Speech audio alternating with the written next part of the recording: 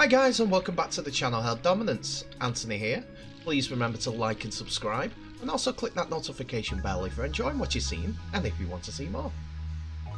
Coming up in today's episode, Manly Warringah Seagulls have a COVID issue, reports coming out that Dolphins miss out on big targets, and the Rugby League Federation of Ghana release their schedule for the 2022 season and beyond. So, we begin at the Seagulls, as they have created an uproar in the NRL after it was revealed that their head of high performance was allowed to work unvaccinated. Head of performance Dom Singh has supervised players as well as monitoring the off-season training programs of the Manly players while being unmasked and unvaccinated, despite the club's health protocols are in place. The Seagulls have created the NRL COVID fury by allowing their head of high performance to work unvaccinated while supervising players.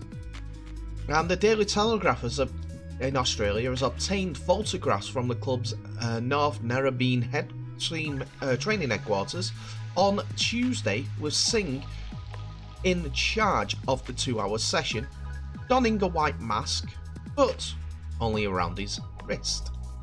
Proof of vaccination is required at the Manly training ground, with the government-owned fitness centre clearly displaying such protocols. Yet Singh has been able to come and go whenever he feels like it. Manly's chief executive, Stephen Humphries, was adamant that the club was abiding by medical guidelines. Don is discussing this situation with his GP and our medical officer, Humphries said. It is under review at the moment, is the way I describe it. I really don't want to talk about the private health matters of any of my employees.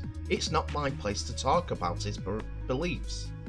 This despite the entire of the NRL competition has an estimated 6 players currently remaining unvaccinated throughout the whole competition. Yeah, that's a great effort by the NRL, but what about club staff? Stephen Humphries doesn't seem to be too bothered about it. Don is getting tested every day and completing all the details on his full whereabouts, Humphries continued. He's wearing a mask and not going to shared areas of the facility. I feel this is a fast and loose policy, as it's jumping on the fact that the NRL hasn't come out with a unilateral statement saying vaccinations for everyone playing or involved in an NRL club. It's a massive revelation at the time that the NRL clubs have been actively pursuing their own vaccination programs, with Canterbury Bulldogs' new recruit John Asante having his contract terminated for refusing the jab. So if one club's doing one thing and another club's doing another, it's a recipe for disaster. All it takes in this government-run facility is to say, there's unvaccinated people working here, we don't want you here. And they'll be stuck. Hopefully Mr. Singh will get his advice properly done and be told that the vaccine is for the benefit of his paycheck, for 1, 2, for his health, and 3, which is the most important of them all, the health of others. I've got my vaccine now, I've booked my booster shot, and I'm just an average Samo. They're playing for billions of dollars in the NRL, and he's part of the cog that does that. Hopefully common sense will prevail, and rugby league in Australia will have fully vaccinated clubs.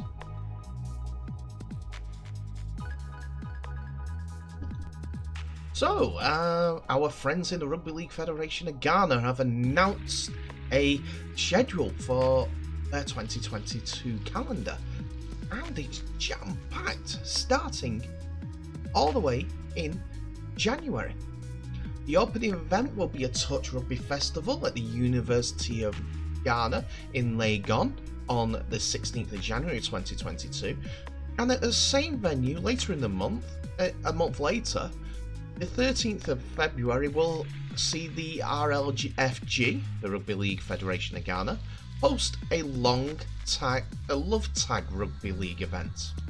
Let's bring up that calendar. So first of all, the Touch Rugby League is exactly what you think it is. It's touch rugby. Simple.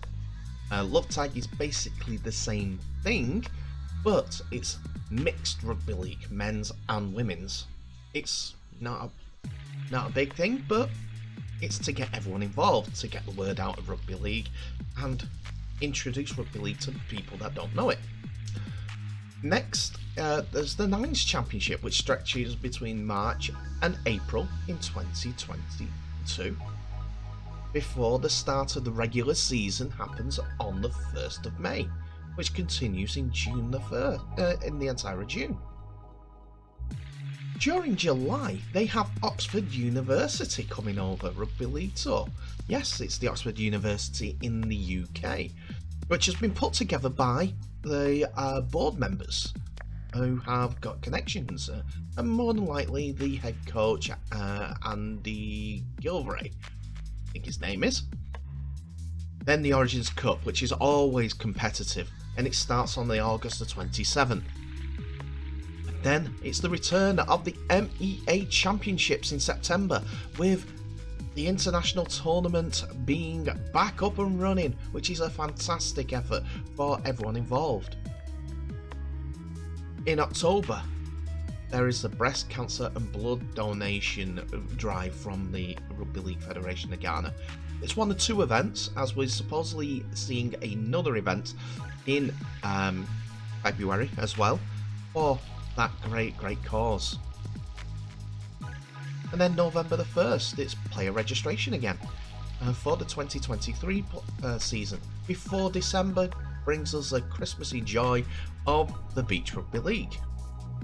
I like the idea of Beach Rugby League, as I see it in different places. I know that Serbia have done one this year, and so have Turkey, and Turkey do it quite a lot, and it seems like a very fun event. Full contact, but short form, and in an enclosed area, diving over the inflatables to score. So it's very fun. So going back to the plans in back in March and April, there is also what they call Tackle Like a Lady, which is the idea for the blood donation and cancer awareness.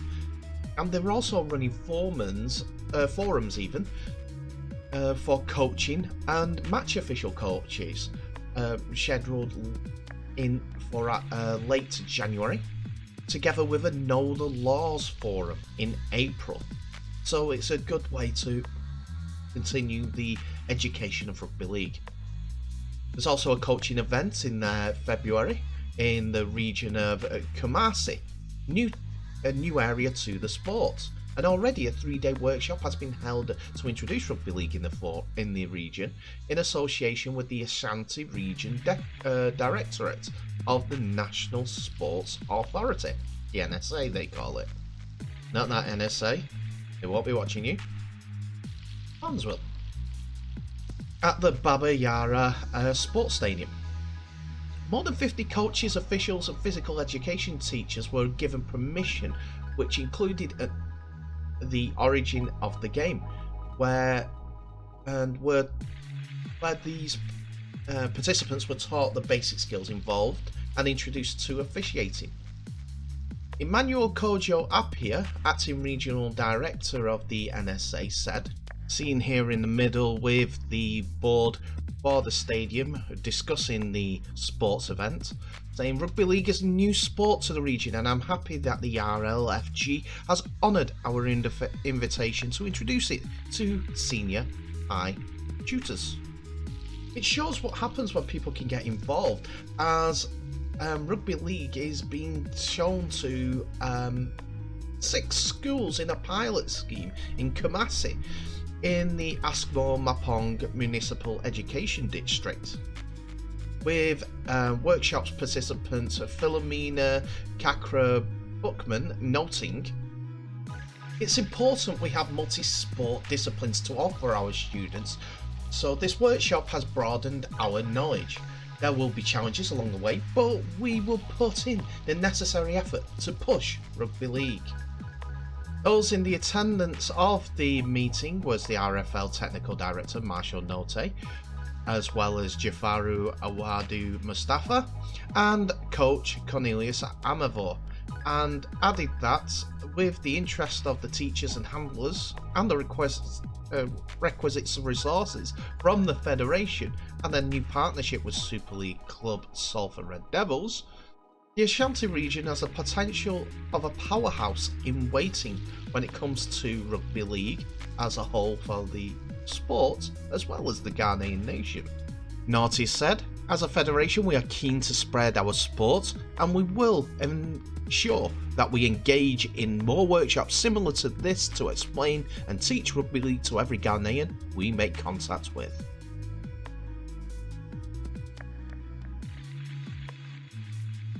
Wayne Bennett and his new club, as we finally go through our final story today, seems to have taken another hit as the Dolphins recruitment drive has been turned down by a Roosters star on the back of them going to be signed by a Super League club for 2023.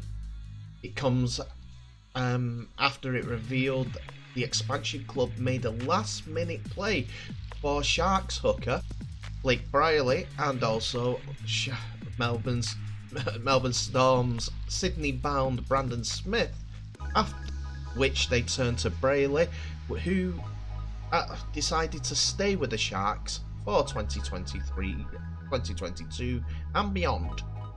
Time is now ticking for the Dolphins. Despite being linked with several big names, the expansion club has only signed one NRL player for the 2023 season when they come into the NRL, and that is Storm and Maroons forward Felice Kafusi. And now it's emerged that they missed out on Premiership winning prop Soyasua Takiyaho. Takiyaho's Rooster contract ends at the end of the 2022 season, and the 29-year-old was being courted by the Dolphins. However, he's chosen to sign for French Super League club the Catalans Dragons, according to the Daily Telegraph. The Dolphins reportedly tabled a 2-year offer worth $600,000 a year to Takiyaho. However, it seemed it wasn't enough to convince him to put pen to paper. Tongan International will link up with ex-Roosters teammate Mitchell Pearce at Catalans, who recently signed a 2-year deal with an option for the third with the Glamour Super League club. It was understood the Roosters were keen on re-signing Takiyaho, but struggled to find the cap space after signing Brandon Smith. Reportedly, the Dolphins had copped another blow in the wake of the Brandon Smith snubbing. They were banking on Smith to be their marquee signing. However, that looks dead in the water, with the Kiwi test hooker reportedly inking a deal with the Roosters.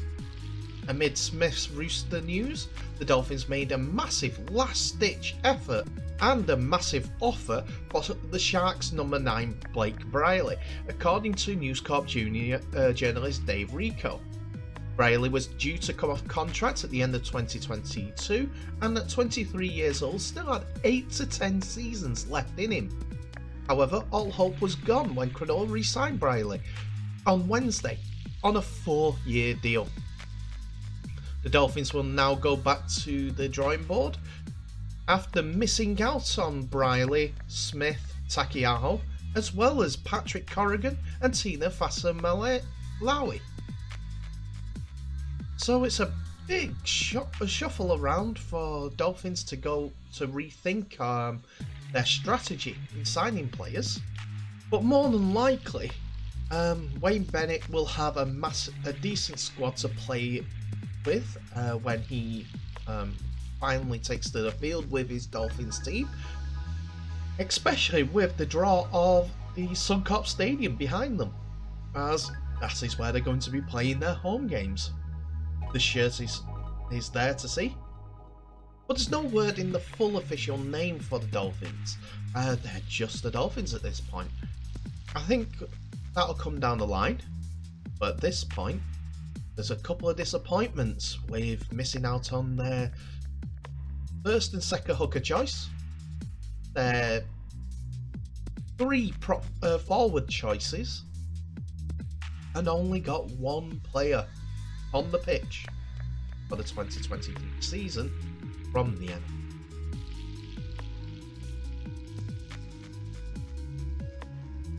And that's it for another episode, ladies and gentlemen. Thank you so much for watching. Please remember to like, subscribe and share this video worldwide. Also, please remember to click that notification bell as it waggles itself there for when any updates and new videos come along. Tell me what your thoughts are on these three stories today. Tell me what your thoughts are on my little Christmas tree that is there. Yeah, there, that's the one. I'll eventually get the scope of the entire window properly. I should remember. Point at the curtains. Point away from the curtains. Anyway. But Dolphins seem to have a little bit of trouble trying to sign players for their inaugural season. Missing out on some big names, and I'm sure they've got a big war chest to sign these players. The salary cap has got to be abided by, yes, but they're good enough to.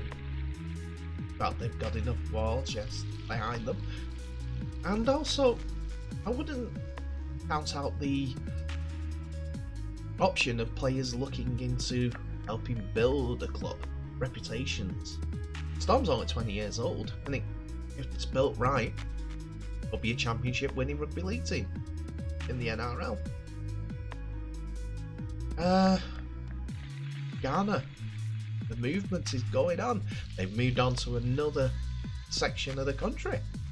They've moved away from Legon and Accra to another decent sized town to promote rugby league, which is good for people trying to get fit, student activities, and also getting the word out for rugby league. Good effort, well done to them. I'll be watching with interest to see how that gets on, as well as watching all the tournaments that are going on, because they usually stream them on Twitch, well, not Twitch, Facebook and YouTube. So, follow them on social media. They'll announce where their games are going to be played. And our first story today, what's your thoughts of? That's it, a Melbourne Storm. That's the Sea Eagles coaching staff not abiding by COVID rules. Is it one rule for the players who must get COVID jabbed, and another rule for the coaching staff who are around these players? I think it's wrong, and I've said so in the little featurette in the video. But tell me what you think. COVID is COVID, and the rules are there. I still think it's because the NRL are very, very lax on actually doing something to stop this being a bigger issue. And it could be still a bigger issue if the government's getting one. But anyway, comment down below and tell me what your thoughts are. But in the meantime, share this video worldwide, tag your mates into the shares to get them subscribing to the videos. But in the meantime, stay safe, all the best, and I'll see you in the next video.